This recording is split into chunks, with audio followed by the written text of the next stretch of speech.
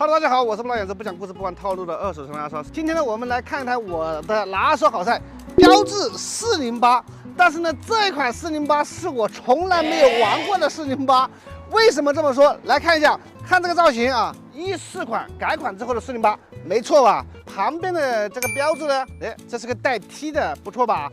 带 T 的呢，无非就是 1.2T 和 1.6T 这两个排量。既然开头我说这是一台我从来没有玩过的版本，那肯定是别有洞天了。看看里面，前装有吧？定速巡航有吧？多功能方向盘有吧？看看这个挡把，搞不搞笑？这是一台手动挡的 1.2T 14款豪华版。标致的408我玩了不少啊，手动挡我也玩过，14款的改款手动版我也玩过，但是呢，大部分都是1.8自吸的 1.2T 手动挡豪华版，第一次见啊！这个挡把的磨损，还有这方向盘的磨损，大家能不能够猜出来这台车的公里数多少？来，再看看这里啊，这里磨损啊，是不是看上去蛮新的啊？这个公里数。18万公里了，17万9千公里，这公里数，这公里数就有点搞文了。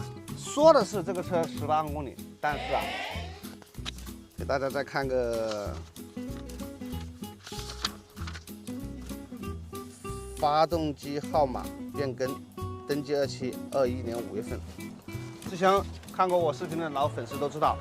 标致的 1.2T 的发动机，因为正式皮带掉毛呢，会堵塞这个机油滤芯，然后呢，这掉的这些杂质呢，会经过这个机油啊的循环来磨损它的缸体，结果导致烧机油。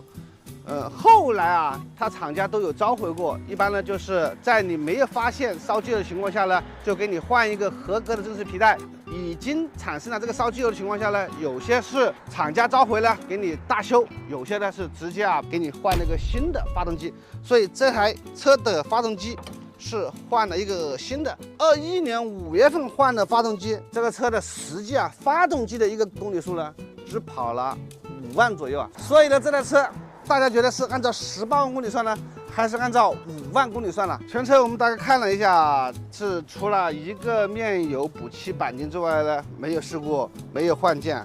大灯是14年12月份的大灯，但是这台车的上牌日期是16年12月份，所以这台车呢，我估计也是台库存车啊。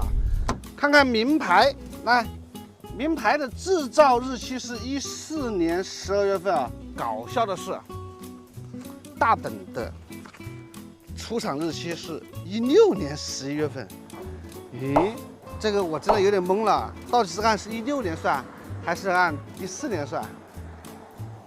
买这台车的车主啊，应该也是一个有关系的内部人士。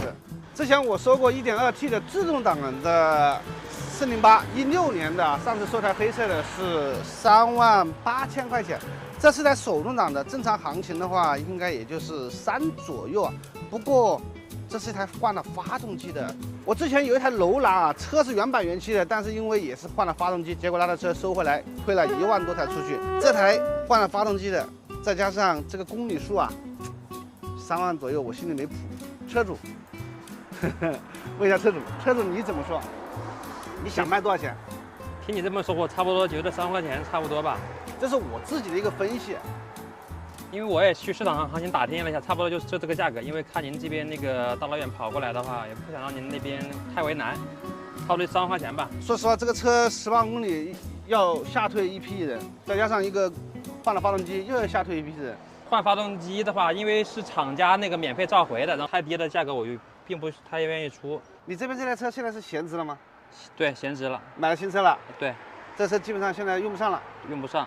要不我这样，我开过去给你那边放进的介绍行不行？